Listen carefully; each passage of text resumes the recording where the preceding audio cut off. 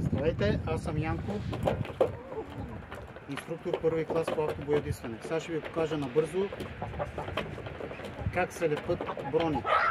Пример, тази броня е правена в сервис на Крайстер във Варна. Официален сервис, правене по най-елементарния начин с ето тези мрежички. Ще приложа снимки, които ще ви покажат първоначалното състояние на бронята.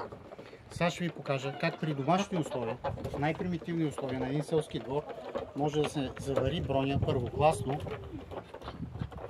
с качество, което не се различава от качеството на оригиналната броня. Така, махаме всички тези боклуци. Бронята, да отбележа, беше залепена едностранно. Отвътре въобще не беше залепена. Само отвън. С ето тези мрежички, тук е сложени и крепещи се само на ето тази площ. Така, подготвяме бронята, махаме всички боклуци, изчегъртваме пукнатината. Отвътре вече съм я заварил, ще ви покажа заварката. Сега набързо заварката отвън.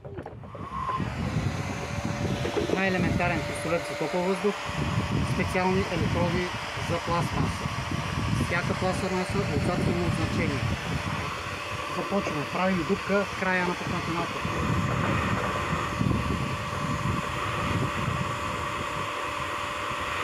Нагряваме електрода, нагряваме и бронята.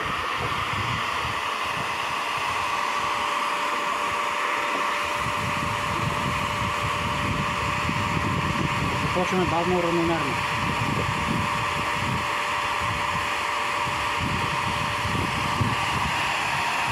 Електрода се държи по прав ъгъл.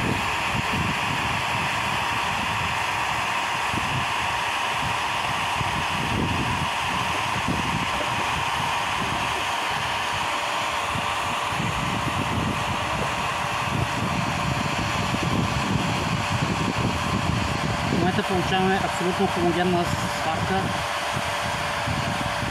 с еднакъв тип материал.